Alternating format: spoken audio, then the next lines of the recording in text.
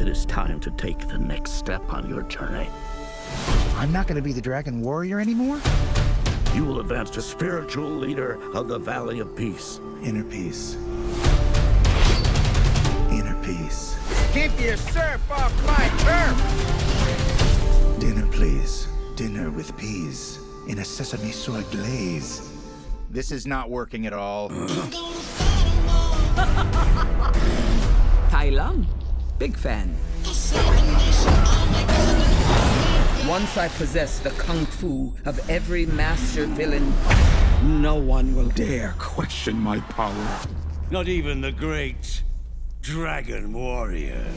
Who's that? The most powerful shape-shifting sorceress, the Chameleon.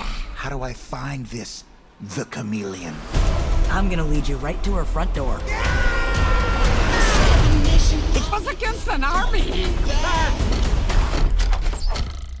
Then we'll just have to get an army of our own. What is this place? The best crooks and criminals live here. You're a wanted criminal? You sound surprised. Is it surprising? Now you kids be careful with those fireworks. Violence makes our tummies tingle. Why should we help you? We can take down the chameleon together. Being the Dragon Warrior, it's who I am. Skadoosh. What do I know about being a spiritual leader? What is it you're holding? A cookie? You were chosen to become something more than you already are.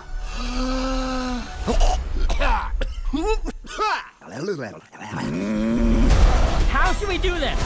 Quick and painless? Yeah. Or slow and painful? Slow and painful.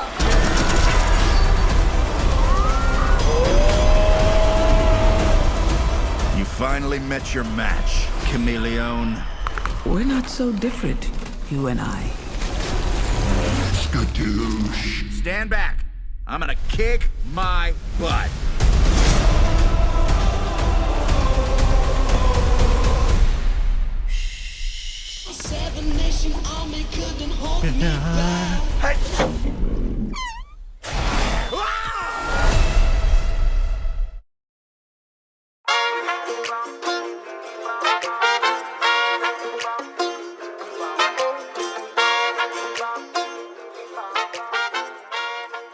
Welcome back to another episode of the Real Table Podcast.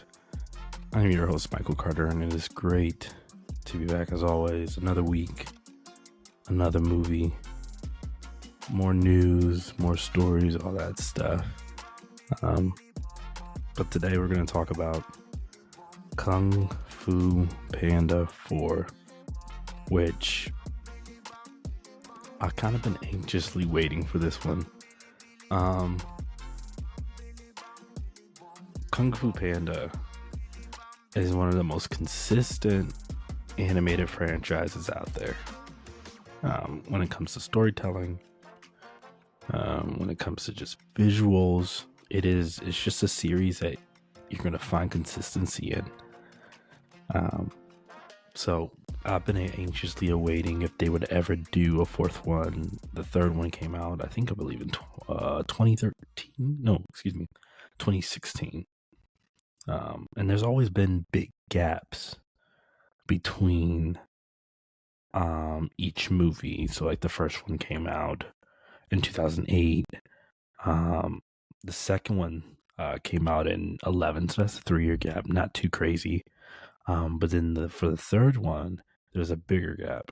The third one didn't come out until 2016, and then the fourth one comes out this year, 2024.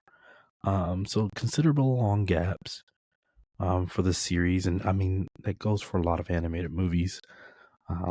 Some studios will fast track them, and you'll get them super duper quick.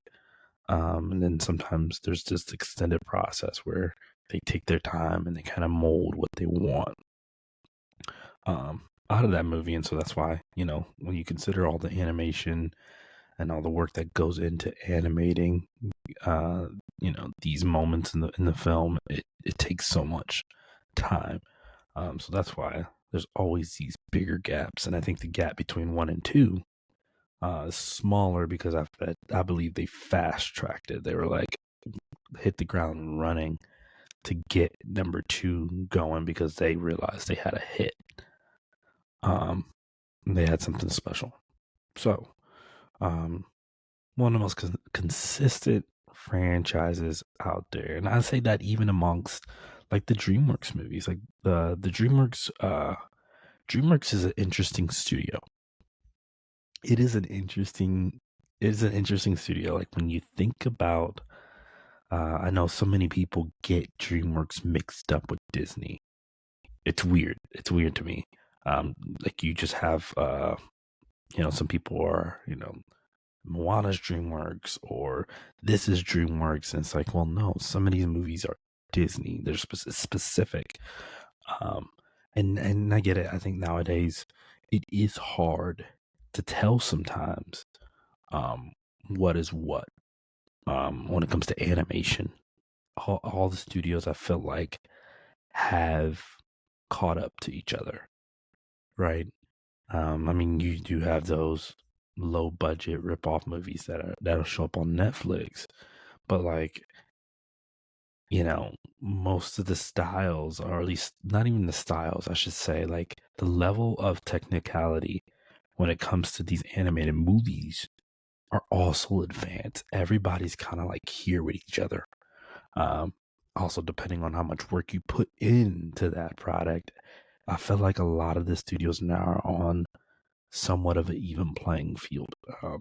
But if you are a movie lover like me, like you can tell when a movie is Illumination, aka Universal's, versus a Pixar or even near DreamWorks. Like you can tell, right? And not just because it says the name and the title, but just the little nuances and the way the characters look sometimes. Sometimes it's different, right?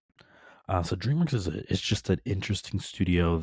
The slew of films that have come from DreamWorks, like from the Shrek franchise to Madagascar, B-Movie, Megamind, like the Puss in Boots film, The Croods. It's How to Train Your Dragon trilogy. Is like the slew of films are so vast, and then you have movies like Turbo, about a snail that's a super fast snail, right? You have that. Then you have you have the Troll movies, which have been super popular. Monster versus Aliens, right? Like you get these little films in here, Flushed Away, Over the Hedge, Wallace and Gromit, like Shark Tale. Like I'm picking at some core memories right now, but like they have there's certain films that weren't like splash hits or that weren't iconic, that are in their track record. And it's so interesting where I feel like Disney, not all Disney films are successful, but you get a lot of ones that people know, right? Like the track record is like, oh, it speaks for itself when you're talking about the Encantos, the Moanas, the Lion Kings, the Tarzans, the Mulans, Beauty and the Beast. Like their track record is like, it's so consistent, and very, very few times do you find Disney not to have a good movie. Like you can even see it in their track record for winning like animated Academy Award for animated film, for an Oscar for animated films, because Disney at one point was winning it all the time, because their films were just so consistent and so good. So it's so interesting just to think about track records and how DreamWorks is just, man, there's this big pot of very different films. In the Kung Fu Panda franchise is one of the consistent ones out of all their track records. But recently DreamWorks, they've had some really good wins. Orion and the Dark, excuse me, is on Netflix. I heard that's pretty good. It's on Netflix, so it's free to watch if you're looking for a movie. Trolls, the Trolls franchise, Trolls Band Together came out last year. And then the Puss in Boots movie that came out two years ago in November, so it's like over a year now. It's been out, and that's probably one of the best animated films I've ever seen. And then you got The Bad Guys, which turned out to be really successful. I don't think anybody saw that coming. So DreamWorks has some hits, and they started to find life for me because I felt like for the longest time they weren't hitting really good notes. It was a hit or miss for DreamWorks. It was a hit or miss. Beyond Kung Fu Panda 3 and even like Trolls, which I thought Trolls was pretty solid film. The Boss Baby, which I wasn't a fan of, but turned out to be a hit. Captain Underpants movie, Abominable, Trolls World Tour, The Cruise of New Age. Like there's some weird movies that are just, those are some weird titles where I'm like, okay, they're kind of good. Some of them are kind of good, and then some of them are just not good. And they're just misses and stuff like that. Like Mr. Peabody and Sherman that came out in 2014. Penguins of Madagascar, I think that was successful because of the branding. But other than that, like DreamWorks just has an interesting slate, and I feel like sometimes they don't hit for me. They just don't. And so I always look for the common titles, the IPs, the familiar faces, the familiar characters to carry those films to being successful, right? So like Puss in Boots, I was not thinking that was going to be a good movie, and it's one of the best animated movies I've ever seen. And I'm surprised because the first one was solid, it was fine, but this one was just like, it's like they totally picked that franchise up from the ground and made it something really good. It's one of the best. Like even thinking about Shrek movies, I would put it up there. Like when you're ranking the Shrek movies, I would say arguably Shrek 1 or 2 clearly is up top. But Puss in Boots would be third, right? So for me, I think I would go Shrek 1, Shrek 2, and then Puss in Boots: The Last Wish. That's how good it is. And so I was surprised, right? But usually when I see those familiar faces, I usually feel like it's going to be a solid movie, like the How to Train Your Dragon franchise. Can't you really go wrong with that? Not really a fan of Boss Baby, but like again, the kids are eating it up, so it's popular.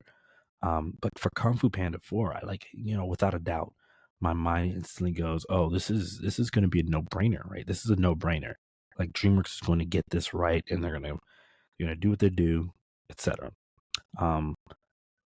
But I remember when I first watched the trailer for Kung Fu Panda 4, and there was something weird. I couldn't put my finger on it.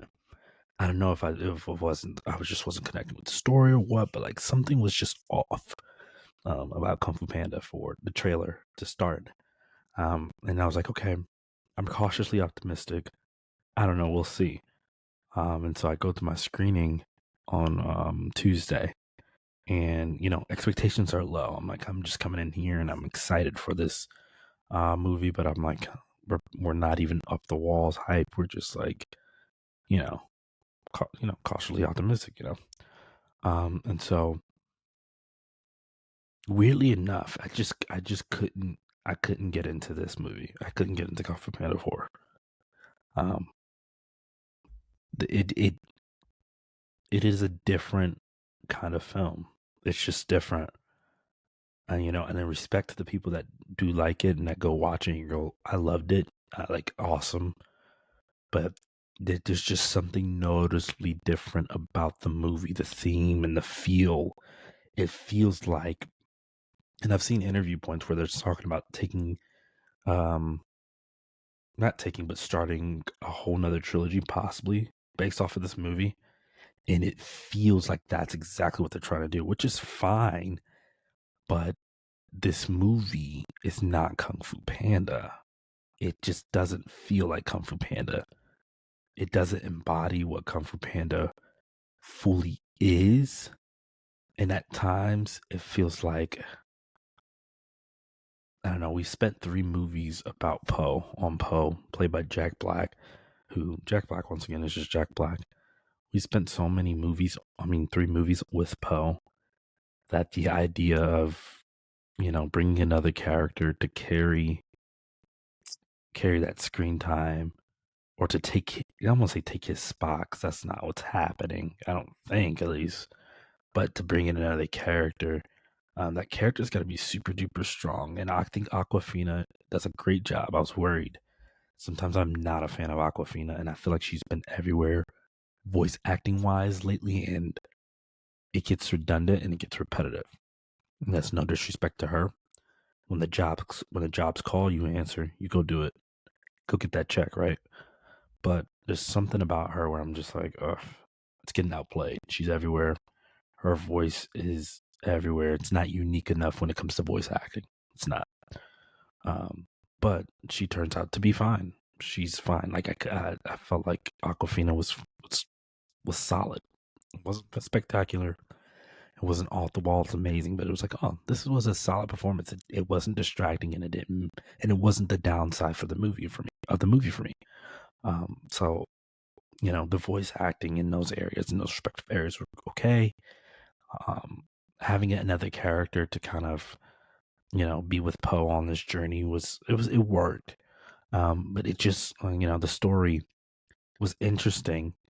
But I don't know. I think maybe my expectations were just too high for what I feel like this movie should be. Coming off of number 3, like if you remember number 3, Kung Fu Panda 3, which I'll put up the little clip from number 3. It's an epic ending, right? Like the whole 3 is, Poe's finding his family, and then he unlocks this inner dragon warrior place. It might be a place, actually. I think it is a place. I haven't seen 3 in a long time, but I just remember I remember how number 3 just ended really, really big. It ended strong. Where to the point where, honestly, you didn't even have to make another Kung Fu Panda. I wanted another one because I'm that kind of guy. I'm selfish, but like you didn't even have to make another one. You make number 3, and then it could just end right there and it'd be fine. But I think that's the struggle with this for me. Is like you make number 4, and number 4 is the worst. Period. I don't think I would debate that with anybody, and I'm not even sure most people would even debate that with me. Right? There's a lot. At least 1, 2, and 3, we see this big old arc for Poe. We're learning who he is. He's number 1. He becomes this dragon warrior. And number 2, he's learning to be the dragon warrior while also learning about his past, and learning a little bit about his family and how the villain actually is connected to his past. And then number 3, we find his past, we find his family, right? And it's just this great finale. Again, I'm gonna play that clip. I hope I should be able to find the clip. The clip is epic, but he finds his past, and then number 4. I guess in a way you can give credit where it's like number 4 should be different. It should evolve. Yes, but it loses it. I think maybe it's the writing. Maybe it's the direction, right? The writing or the direction. I don't know. Because there's clearly there's different directors on this. I went in blind, and I'm kind of glad I did, because I think that would have even hindered my experience even more. Knowing in the back of my mind that the people directing the person directing did not touch the first 3 Kung Fu Panda movies. Like he wasn't director, he wasn't even a writer.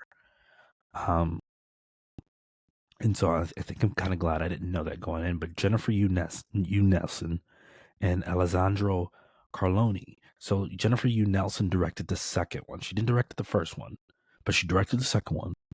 She also directed the third one with Alessandro Carloni, right? And I think that just speaks volume from me, from a viewer's perspective. It's like, man, you didn't even touch number 1. You weren't directing number 1, but you came in and you directed the second one, first off, by yourself, and the second one lived up to it. I don't know if it's better than the first one, but it's good. It's dang good. And then she co-directs it with Alessandro Carloni and creates something that is just I don't want to hype 3 up that much, but 3 is good. It is a good movie. It's solid, right? And then you bring in a new director, and I don't want to get his name wrong. I want to say it's Mike Mitchell. I almost said Martin. Mike Mitchell. and there's something missing. It's just missing. It's missing the oomph. It's missing the epicness.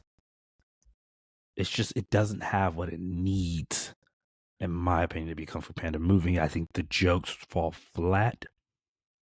There's one joke that I've seen in a trailer, that everybody has seen in a trailer, that might be the funniest part of the movie, unfortunately. But Poe does, he has some zingers where it's like, oh, okay, that's kind of funny. Oh, Poe is being Poe. But the writing doesn't feel as hilarious as the other ones, right? And maybe this is me mentally just being with the original three and thinking and putting them on this highest pedestal, but I feel like I definitely watched the first one last year, actually. It was recent. I watched it last year, and I remember just sitting with it and just going that this is so good. And knowing like how good of a job that they did with the other two. Like, I'm like, man, these movies were really, really good. And it's not, not just saying it, just say it. I actually believe that they were good. So I don't know. Kung Fu Panda just didn't, you can read more of my review on what I think, but it just did not do it for me, right? I love the chameleon though. I love the villain. I thought having Viola Davis as the voice was great. Like the chameleon was sweet. Fantastic villain choice. That's the credit I'll give them. The fantastic villain choice. It is cool though. Like, even though there's this character arc with Poe, like, I think the fourth one was trying to do something really, really cool. And I almost wished, I don't know, there's something execution wise where it's just like, just watching Poe and thinking like, the whole idea is that he's like, man, I've done all that I need to do. I'm butt kicking. I'm the Dragon Warrior, etc. But then Shifu was like, no, bro, you have so much more to do. This is next. This is the next step. And I think that's something that I will give them, the team for this movie, is that they are still connecting. It's not like this movie has nothing to do with the third ones, or it's obsolete and is so far removed. But it just feels different. It just doesn't feel as epic and as punchy as I think it could have been. Also, there's no Furious 5. The Furious 5 are apparently away on a mission, but they weren't in the trailers. So that sparked a lot of stuff. People started wondering on the internet. They were like, okay, what's going on? Where's the Furious 5? Mike Mitchell came out and said, oh, they'll be in the movie. And they pretty much weren't. We only just heard what was happening with them and where they were, but that's it. And I think this is also where the movie kind of falters. I think it would have been nice that after the second one, we get Poe and the Furious 5 doing their own whole little shebang thing, and number 2. Number 3 is just a little different, more Tigress action. That in number 4, you kind of bring that back together. Because I feel like, I won't give it away, in the final act, there's a prime moment to have the Furious 5 there. There's a prime moment. And they don't do it. And it is sorely missed opportunity. As Poe is giving up, or he's transitioning from being the Dragon Warrior into being something different, there was this prime moment to have just more of a conclusion to that era, to that space that Poe has been in for like 2-3 movies, right? And they don't do it. And it's like, why? Like, why? Right? You can't say, this is director Mike Mitchell, his words, we have made the most epic chapter of this franchise. You can't say that it did not have the Furious 5 in it. Right? You can't. And I disagree with that statement. It is not the most epic chapter of the franchise. The last section in part 3, in number 3, is more epic. It's more epic than any moment in that movie, or more epic than the movie itself. Poe fighting Tai Lung in number 1 is more epic, right? honestly, most of the moments in number 2, it's more epic than 3 as a whole, right? So very, very disappointed. I think the movie altogether, it is a solid movie. It's not bad. It is not. It is not bad. We've seen plenty of animated movies that are just downright not good, right? This movie is solid. It is a solid movie, but it does nothing special. It does nothing special. Again, you can't quote, we have made the most epic chapter of this franchise. You can't say that and not evolve it. Like, not even just story. There's one thing to take Poe and say, okay, he has to go find the next Dragon Warrior. That's just one thing. You have to elevate it all around. And that doesn't mean bring in new characters that aren't great, that aren't funny, that aren't memorable. Right? Bring everybody. Bring the house. Right? Bring more. There wasn't enough Shifu. Right? Like, there's little things. I won't even say little things. I think there's things that could have made this movie that much better. The concept and some of the overall pieces are there. It's just not connecting right. So the score is cool too. It's nothing special. It's not as special as the other 3, but it's still solid. You have Hans Zimmer on the score, who does a fantastic job. Steve Mazarov, who does a fantastic job too. So the score is solid. I think overall this movie just falls flat. It just falls flat, and I gave it a 6 in my review. But yeah. Also the stakes weren't big enough. That was another thing that I didn't like. The stakes didn't feel big enough. It felt like this was like the weight of the world, which I think most of the time it's like, oh, every villain's trying to take over the world, but this villain, like the chameleon, like, this is also not a spoiler. This is in the trailer. She can take abilities from people, and she can morph into those people. So, like, if she were to hit Poe, she could take Poe's abilities and become a different version of Poe. And so she kind of does that, and it feels the idea there. It's like, oh, she seems like she's really, really powerful, and she can be really, really unstoppable. Yet it doesn't feel like the weight of the world. Again, this is why, like, again, I'm like, in that third act, I'm like, you bring everybody back. And they didn't. And that is a missed opportunity. You're bringing back some of these villains, which, again, is not a spoiler. That's in the trailers. You're bringing back Tai Lung, right? You're bringing back Shen. You're bringing back Kai from Kung Fu Panda 3. Like, you're bringing back these people. It's like, get everybody. Get the full house. Because Chameleon seems powerful. Yet, it just seemed like it was just, I won't say it was easy to beat her, but it was just like flat, right? So, Kung Fu Panda 4. Very okay. I think the kids are gonna love it because it's an animated movie and it's Kung Fu Panda. I think they're gonna eat it up, and I think it's gonna be successful. I really don't know if they should make another one after this. I think where they're trying to go with the franchise, I think they'll find success, but it's just, I almost wonder, like, with what we got with the 4, I'm like, man, I honestly would have rather not get another one then. Because the first 3 are so good, maybe the idea is not how do you top 1, 2, and 3. Maybe the idea is how do you build off of 1, 2, and 3. And they tried. It feels like they were trying to take a leap to build off of those 3 movies, and it just feels flat for me. And maybe over time I'll rewatch it and I'll go, oh, this is a lot better over time, right? But for right now, I just think it's just okay. And definitely not a movie I'm going to be rushing to go see again. I'd rather go see Dune Part 2. Honestly, I'd rather go see Migration, the new Illumination movie, animated movie, Migration. Looks okay. That's Kung Fu Panda 4, man. That's Kung Fu Panda 4. Do with that as you will. Let me know y'all thoughts, please. Please comment below on the YouTube video. Let me know your thoughts on Kung Fu Panda 4 once you've seen it. And yeah, let me know what you think. Prove me wrong that the movie's like really, really good. But yeah, let me know what you think. yeah.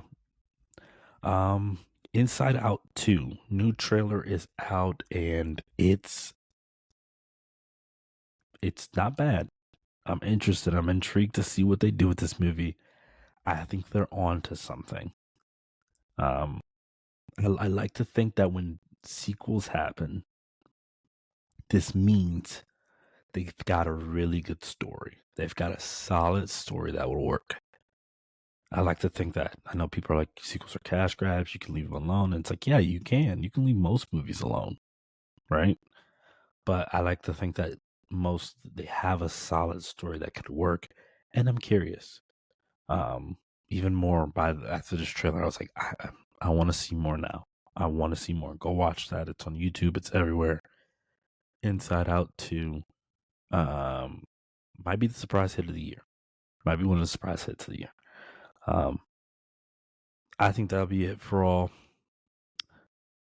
That's it for the Real Table podcast with Michael Carter. And I appreciate all the love and support. It is Oscar week also. It is Oscar week, and we're awaiting Hollywood's biggest night this Sunday. And I'm optimistic that Oppenheimer is going to just do what it's supposed to do and sweep. I don't know if there will be any chaos. I hope there isn't any chaos. I think the one award that I hope remains solid is Best Director. I want Christopher Nolan to get that Best Director win. I hope he can nab it. He deserves it. It's about that time. I also want Lily Gladstone to win Best Actress, but we'll see. We'll see. But definitely, without a doubt, give it to Nolan. Give it to Nolan. All right. I will be back with more Oscar stuff in the future. Oscar week. Don't forget the Oscars are this Sunday. Stay tuned for more on the Oscars. And stay tuned for more on the Real Table podcast.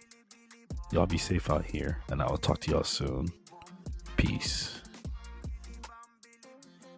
Thank y'all again for joining me today on the Real Table. Make sure you follow and share this podcast with anybody that loves movies or somebody that wants to just know more about the movie culture. Thank you so much once again. You can also follow me on Instagram at The Real Table Pod. You can follow me on Twitter at The Real Table. Once again, thank y'all so much. I'll see y'all soon.